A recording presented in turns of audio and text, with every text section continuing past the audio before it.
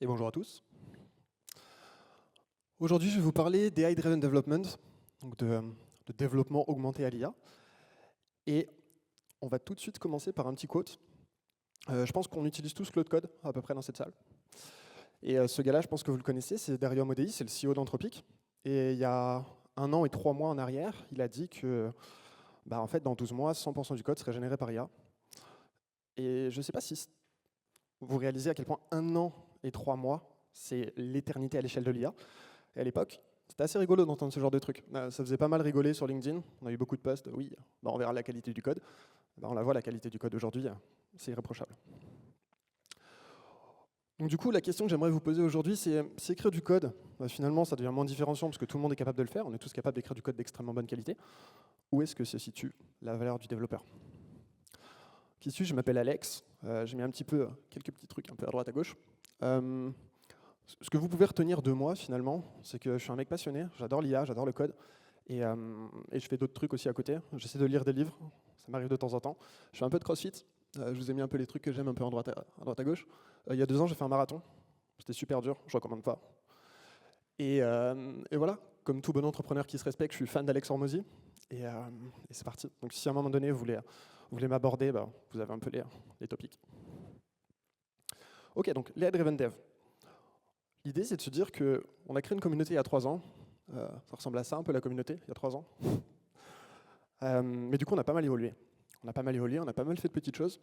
Au final, on a fini par créer une boîte, on a fini par former des gens, on a fini par créer un framework, on a fini par faire beaucoup de choses avec un objectif, générer 100% de code de qualité avec de l'IA. Donc pourquoi ce talk? Finalement, comprendre comment est-ce qu'on peut rester un développeur avec une forte valeur ajoutée quand l'IA, finalement, elle prend un peu notre place. Donc le programme d'aujourd'hui.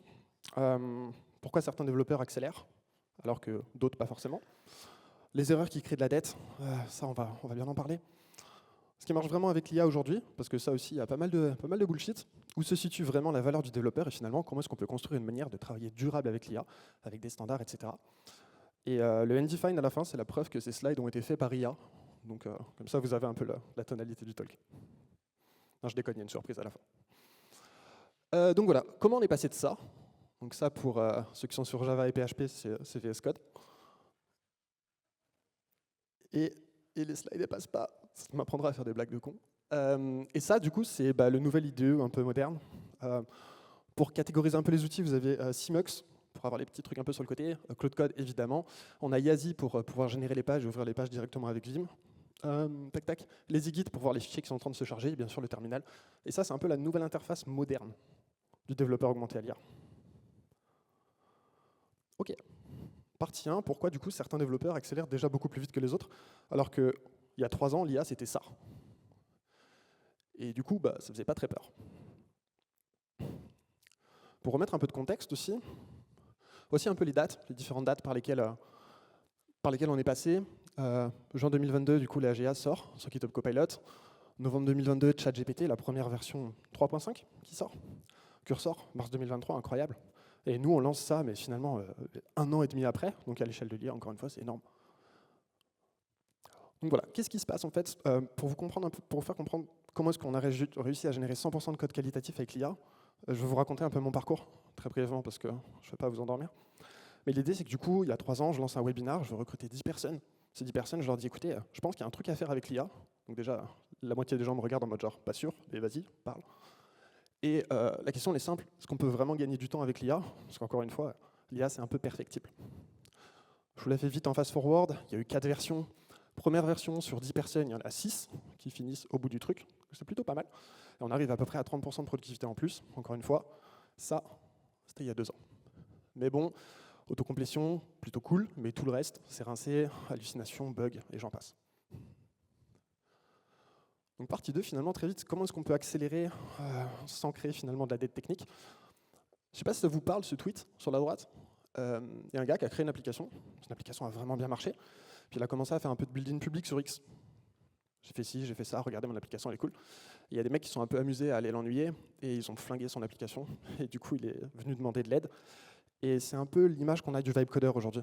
Des gens qui shippent des trucs, qui savent pas trop à quoi ressemble le code, puis on verra plus tard. Donc du coup, ce que j'ai décidé de faire, on est en février 2025. Donc c'est l'année dernière, moins 4 mois, finalement.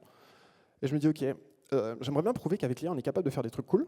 Donc ce que je vais faire, c'est que je vais m'enfermer dans ma chambre, qui ressemble à peu près à ça. Je vais coder un SaaS. Je vais faire vraiment un SaaS compliqué. Je vais le faire en moins de 3 heures par jour, parce qu'à l'époque, je travaillais sur le côté. Et je vais vous prouver que c'est possible de le faire, sans vraiment savoir si c'était possible de le faire. Le SaaS en question, il ressemble à ça. Donc, on va se dire que c'est un peu compliqué. J'ai voulu balancer un maximum de trucs pour vraiment prouver que aujourd'hui, n'importe qui peut faire une landing page avec de l'IA. C'est facile. Ma mère peut le faire. Mais faire un SaaS avec une queue Redis qui dépile le truc, avec des trucs en asynchrone, une authentification, faire en sorte que le truc ne plante pas, déjà un peu plus compliqué. OK. Finalement, le SaaS ressemble à ça. J'ai mis toutes les technos que vous voyez sur le côté. J'ai vraiment fait de l'over-engineering. Je voulais simplement montrer qu'on pouvait vraiment faire des trucs stylés. Je fais tout ça en DDD avec des trucs un peu stylés, vraiment genre pour montrer une très belle qualité de code. J'ai réussi mon challenge. Et du coup, avec ça, on a pu avancer dans le système. Comment est-ce que j'ai réussi à faire ça? Cursor, incroyable. Autocomplétion très forte, recherche vectorielle qui fonctionne vraiment bien, les premiers agents, les premières règles. Et ça, c'était il y a 1 an. Et ça me semble déjà être une éternité. Donc on sent le changement qui est en train d'arriver. Voici un peu les résultats.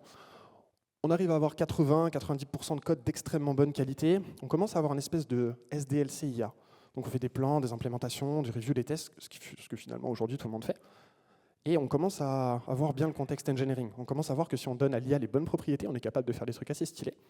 Et donc avec cette V2, on arrive à coder à environ 3,6 fois plus vite. Voilà. Et quand ça marche, on veut aller plus vite. Donc, on s'est heurté à pas mal de petits problèmes, et je pense que vous allez vous retrouver un peu dans ces éléments-là. L'IA, elle recrée des fichiers, très souvent.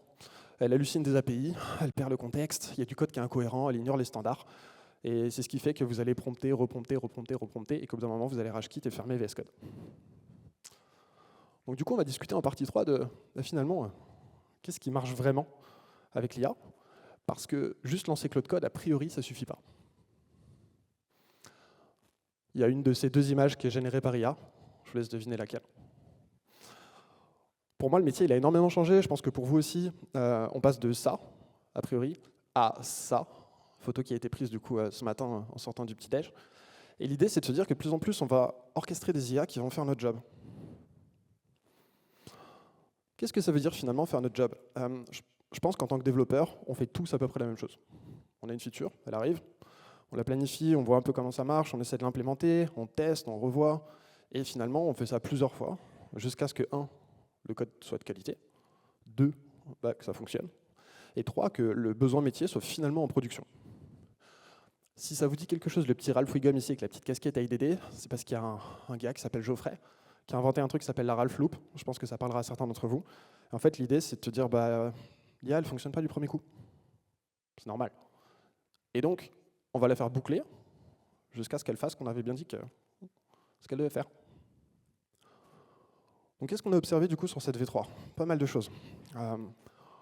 Déjà, on est capable de développer des features de taille petite à moyenne, 100% générées à l'IA, ça fonctionne bien. Bien évidemment, vous n'allez pas pouvoir recoder Netflix avec, mais sur des bons projets, ça commence à bien fonctionner. Je vous ai mis quelques petits exemples. Context engineering, l'idée c'est de dire qu'on centralise toute la doc quelque part, comme ça on n'a pas à redire à l'IA, un utilisateur c'est un admin, et un admin ça a le droit d'utiliser le dashboard. Non, on l'a mis dans une doc, on l'a indexé, et à chaque fois du coup qu'on parle d'un admin, l'IA elle sait qui est l'admin. On a des rules aussi, des contraintes spécifiques pour faire en sorte que le code qu'on a dit qu'il devait être de qualité est bien de qualité.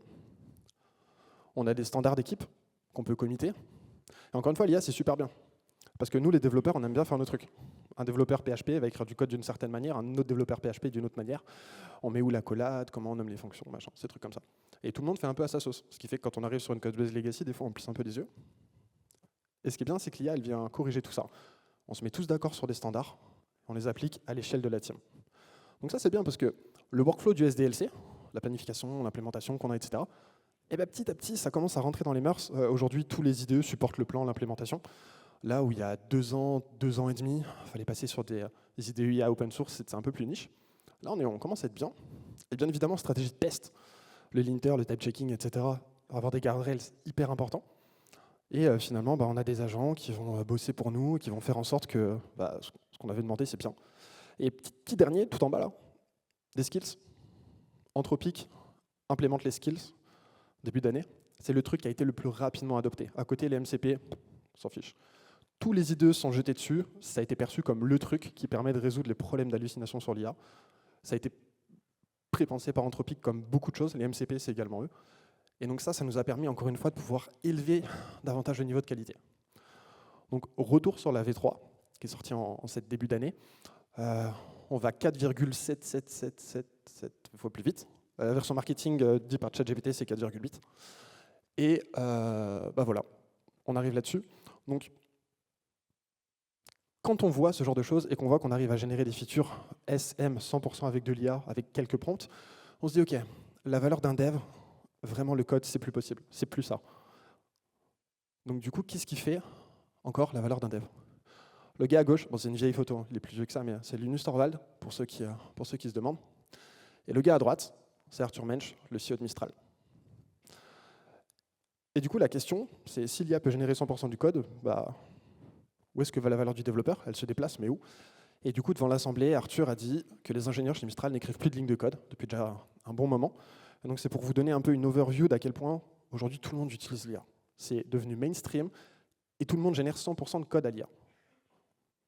Qualitatif, évidemment. Ok, donc le rôle du développeur se déplace. Comme vous pouvez le voir, je me suis éclaté à faire ces slides sur Gamma. C'est pas terrible comme logiciel, mais le système avec Flux pour générer des images, c'est vraiment cool. Donc du coup, c'est bien d'utiliser l'IA parce qu'on va revenir un peu sur finalement qu'est-ce qui fait la base d'un développeur. Définir l'intention métier, c'est bien, c'est quoi la problématique qu'on veut résoudre? Très cool. Concevoir l'architecture, on est là derrière, on râle quand l'IA recrée des fichiers, etc. Maîtriser le contexte, ultra important, on fournit les bonnes règles et finalement on garantit la qualité. On garantit que quand on demande un truc à l'IA, ça soit bien fait derrière. Et dans 6 mois, dans 1 an, dans 2 ans, on ne fera que ça. On regardera même plus le code parce que le code sera hyper qualitatif et on le saura déjà parce que les IA sont devenus super smart. Donc finalement, les devs, c'est un peu les gars qui vont comprendre le truc et qui vont manier ça d'un point de vue très macro. Et donc c'est comme ça qu'on a créé un manifeste. Parce que j'aurais pu, dans cette présentation, vous donner des skills, vous dire quelle IDE utiliser, vous dire, je sais pas, quel MCP on a connecté, etc. Ça aurait pu être super intéressant, mais malheureusement, c'est pas adaptable pour tout. Et malheureusement, dans 3 mois, si je refaisais cette conf-là, il y a fort à parier qu'en fait, je vous donne des skills différentes, je vous donne des MCP différents, que je vous donne des IDE différents. Donc plutôt que de faire ça, on a essayé de drafter quelques principes qui vont, je l'espère, fonctionner sur les semaines et sur les mois à venir. Et a priori, si vous suivez ces principes, ça devrait bien se passer. OK. Premier principe, method over model. Je ne vais pas vous la faire en anglais, par respect pour vous. Donc je vais vous lire la petite phrase juste en dessous en français. Donc misez sur la méthode, pas sur le modèle. Chaque nouvelle version de l'LM passera. J'ai laissé la petite... Votre méthode, elle perdure et standardise les pratiques de l'équipe. Ça fait un peu... on va plutôt regarder ce slide-là. Donc l'idée, c'est de se dire quoi? Aujourd'hui, vous avez plein d'IDE. Okay, je pense que tous les développeurs sur cette salle, à 80% peut-être, sont sur Cloud Code, peut-être sur Copilot. Cursor, on en entend un peu moins parler. OpenCode, c'est vraiment pour les outsiders. Et Codex est en train de revenir en force.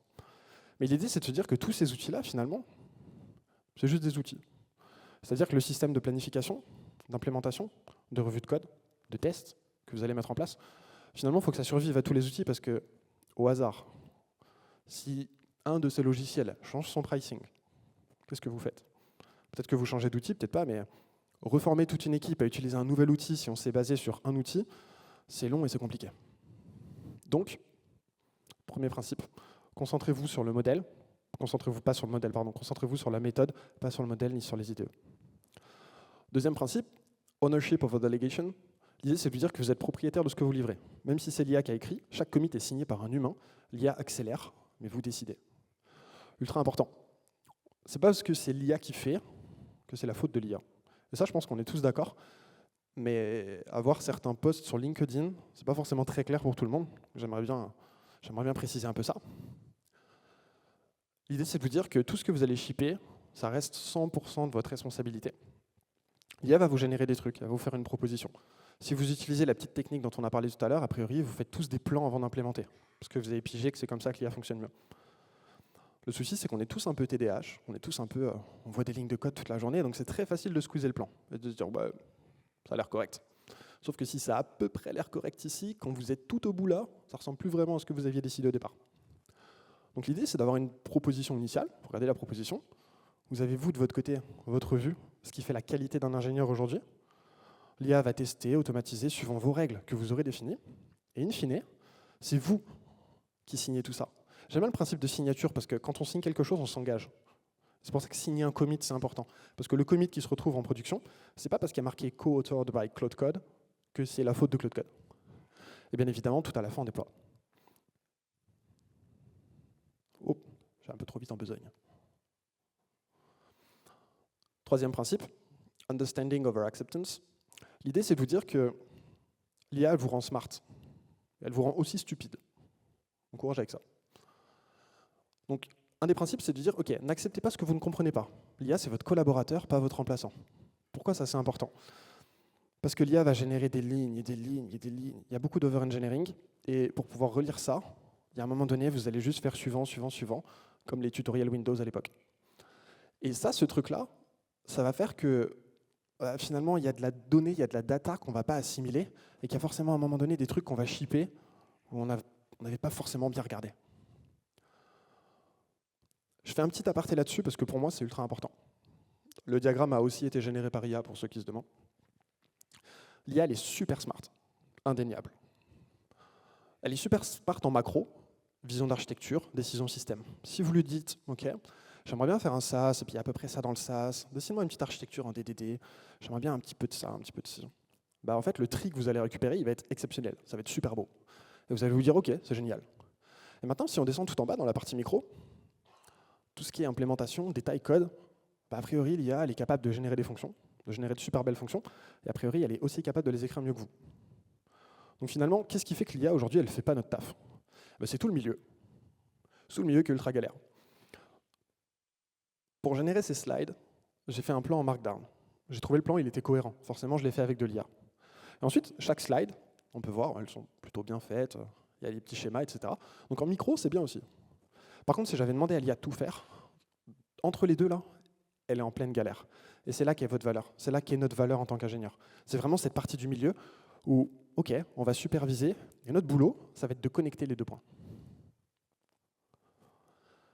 Ce qui nous amène du coup au quatrième principe, outcome over output. L'idée, c'est de se dire qu'écrire du code, encore une fois, c'est facile. N'importe qui peut écrire du code. Est-ce que le code sera de qualité? Est-ce qu'il sera scalable? Est-ce que du coup, il va permettre d'avoir un logiciel pérenne dans le long terme? Probablement pas. Mais il n'y a pas que ça. Il y a la partie produit. Construire un produit, ça ne l'est pas. Par définition, c'est super difficile. Sinon, tous les développeurs ici qui font des SaaS le week-end seraient tous riches. Et je ne suis pas sûr que ce soit le cas. En tout cas, je fais des SaaS le week-end et je ne suis pas riche, donc je parle pour moi. Livrez petit, itérez vite, raccourcissez les boucles de feedback et visez les métriques de vanité. À quoi ça ressemble une vanity métrique? La ligne de code générée, les tokens consommés par jour, le nombre de commits, on s'en tape. Ça n'a absolument aucun impact. Le code généré, c'est pas une victoire. C'est-à-dire que si ça ne sert pas le business, on s'en fiche. Et c'est là où du coup l'IA elle est en train de revenir un peu, de remettre l'église au centre du village, si je puis dire. Parce que nous, en tant que développeurs, on s'est longtemps concentré sur la technique et on a longtemps été décrits de pisseurs de code, pour parler un peu crûment. Aujourd'hui, c'est plus le cas avec l'IA, parce que tout le monde est capable de pisser du code, donc on va devoir nous appeler autrement. Je n'ai pas de nom, pour le coup. Si vous voulez qu'on brainstorm durant la journée, je suis partant. Mais il y a des métriques qui comptent. Combien de features vous avez livrées, combien de bugs vous avez évités, est-ce que vos utilisateurs sont contents. Et en fait, c'est toutes ces métriques-là que finalement, on va remettre un peu au centre du truc, vraiment toute la partie fonctionnelle et métier. Et si ça vous dit quelque chose, ce truc-là, il y a un terme qui a été inventé qui m'a fait beaucoup rire, c'est le token maxing. Et l'idée, c'est qu'il y a plein de gars sur X qui montrent un peu leur consommation de tokens pour montrer qu'ils sont super forts avec de l'IA et qui crament à mort de budget. C'est pas l'objectif. C'est bien pour cramer, c'est bien pour faire des posts LinkedIn, mais la vérité, c'est que si on est frugal et si on n'utilise pas trop ces tokens, a priori, on est quand même plus efficace. Donc, petite synthèse, la nouvelle valeur du développeur. Encore une fois, je me suis éclaté à faire les générations d'images. Toutes ces personnes n'existent pas, bien évidemment. Qu'est-ce qu'on peut faire pour tirer parti de l'IA et garder sa valeur, voire encore mieux l'augmenter? On va suivre le manifeste. On choisit une méthode de développement. On ne se concentre pas sur un outil comme ça. Si l'outil change, on peut changer rapidement. On est tous responsables de ce qu'on ship. Donc ça aussi. On comprend absolument tout ce qu'on ship. c'est inéductable en tant que développeur. Ma mère, elle peut shipper un truc de vibe coding. Elle s'en tape, c'est pas le sujet. Mais nous, on ne peut pas faire ça, parce qu'on a un devoir moral envers notre client. Et bien sûr, on se concentre sur les impacts. Concrètement, ça ressemble à ça.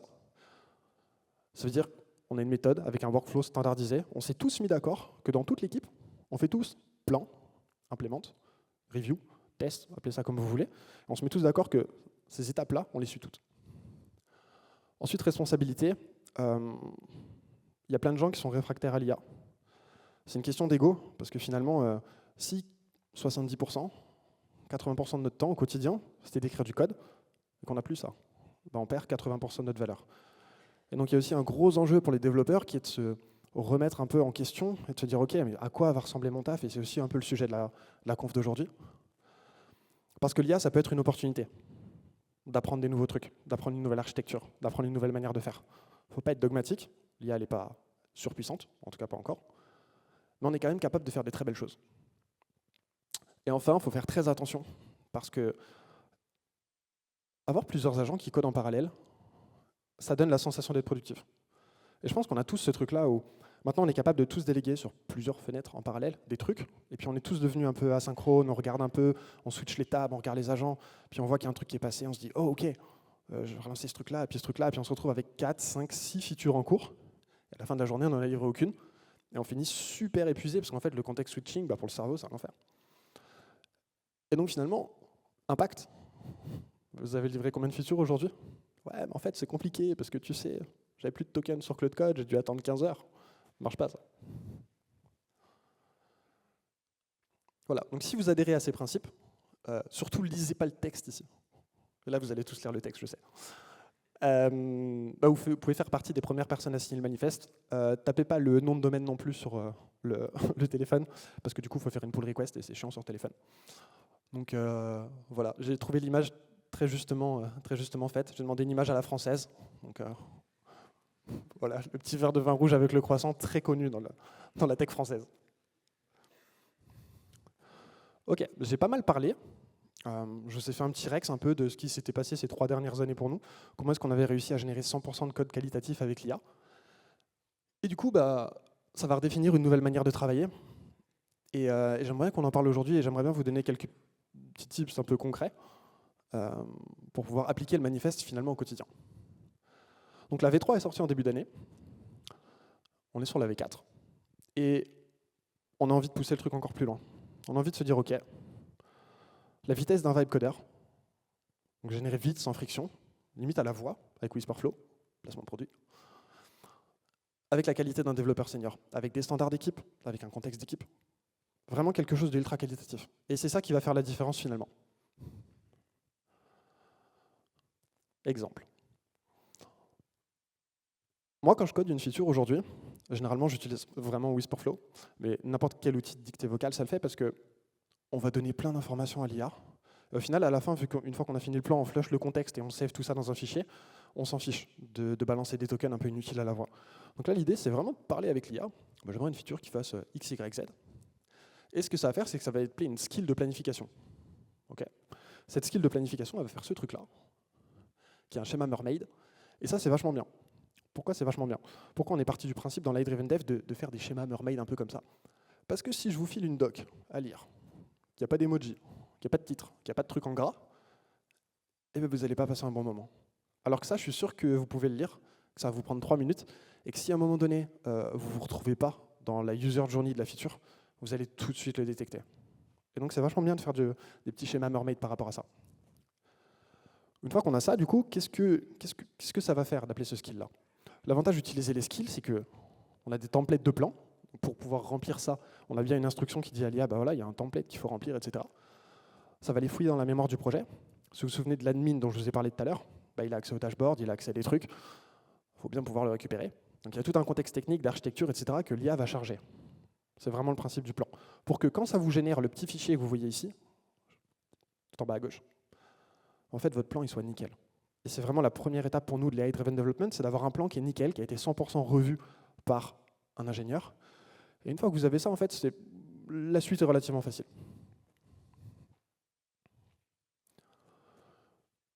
Une fois que vous avez implémenté tout ça, est-ce que je peux vous montrer un petit truc cool avant? Pas de truc cool, désolé. Une fois que vous avez tout ça, vous avez un fichier, un plan en entrée. Donc vous avez flushé votre context window, mais vous avez tout qui est sauvegardé dans un plan, ce qui fait que vous allez fortement limiter les hallucinations. Donc vous avez votre fichier, vous pouvez le committer pour plusieurs raisons, même s'il va devenir complètement irrelevant dans 2-3 semaines au fur et à mesure que le code aura avancé. Mais l'idée, c'est de vous dire que ce fichier de plan, quand vous allez envoyer votre code directement sur GitHub et que ça va déclencher des pipelines, et que ça va vérifier avec des systèmes de review, etc., bah finalement, vous allez pouvoir checker non seulement la technique, mais également la partie fonctionnelle. Et ça, c'est ultra intéressant. Donc, qu'est-ce qui se passe quand vous utilisez une skill d'implémentation? Il y a les rules projets qui vont être appelés, les standards des équipes, on fait les fichiers comme ça, on appelle telle API, etc. Tout le contexte technique, la stratégie de test, bref, tout ça qui va être chargé.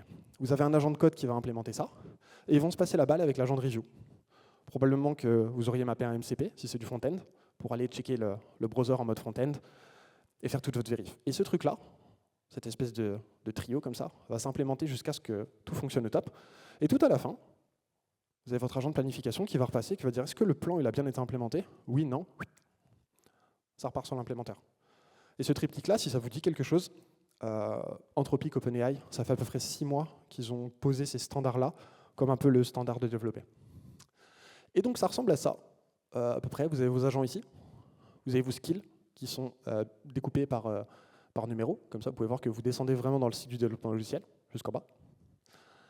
Et c'est à peu près tout. Concrètement, ce que ça change en équipe. Parce que ce que je vous dis là, ce que je suis en train de vous montrer, on l'a testé sur des centaines de développeurs, on a été formé plein de développeurs, et on a enseigné un peu ces méthodes de travail. Généré par IA aussi, si vous posez la question. L'idée, c'est qu'encore une fois, tout le monde a le même workflow. Et ça, je peux vous assurer que c'est une folie furieuse. Parce qu'on s'est tous mis d'accord, encore une fois, qu'on allait appeler ces skills-là dans cet ordre particulier. Et ça fédère les équipes autour d'un sujet. Tout le monde a le même contexte, tout le monde bosse sur les mêmes choses, tout le monde a les mêmes standards. Et finalement, un peu l'objectif, c'est quoi? C'est d'avoir un développeur A, B, C, ils génèrent tous les mêmes qualités de code parce qu'en fait, ils suivent tous un schéma. Et ça, c'est cool parce que votre niveau d'exigence, quand vous êtes en train de développer, quand vous êtes chez votre client, vous ne pouvez pas vous permettre d'avoir un console prologue qui part en prod. Enfin, vous pouvez, il ne le voit pas, mais il faut éviter quand même.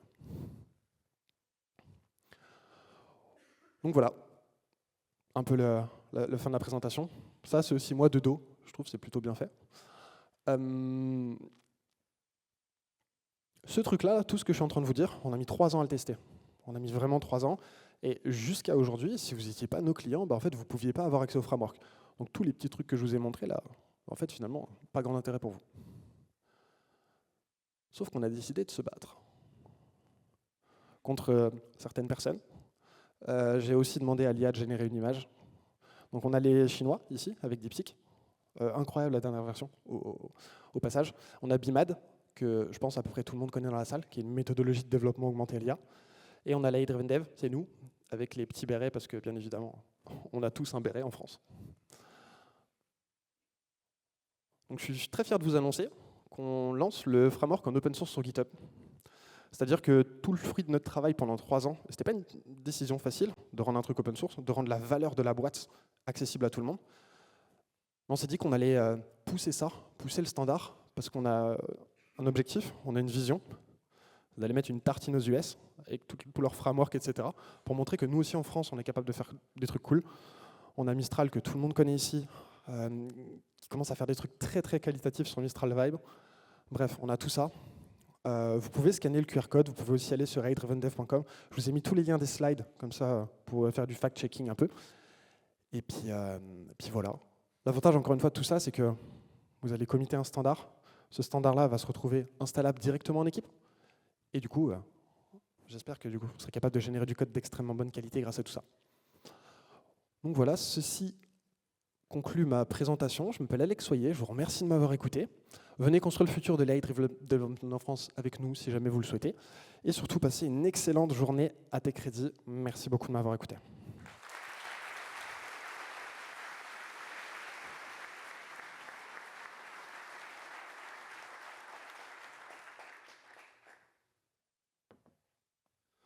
Normalement, je suis dans les temps.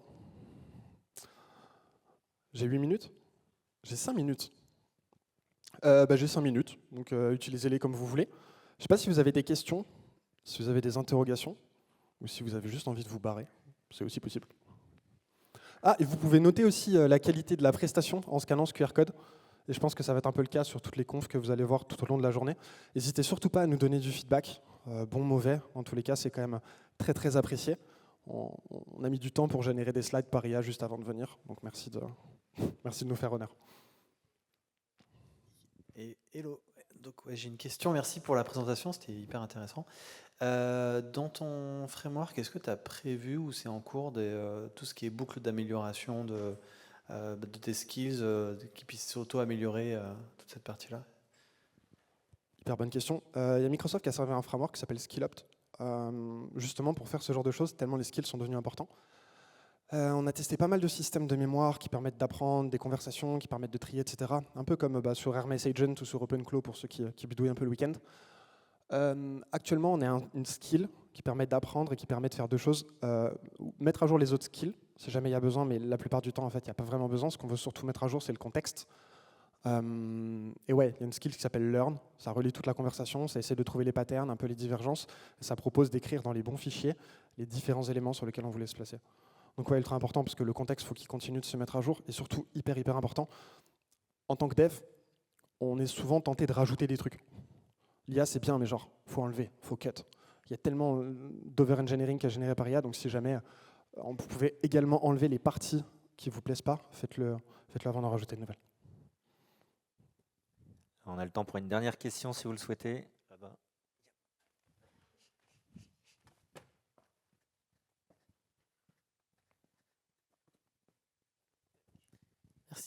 Merci pour la présentation. Il y a un skill qui s'appelle Superpowers et je trouve que c'est intéressant parce qu'il ajoute avant l'implémentation une phase de brainstorming.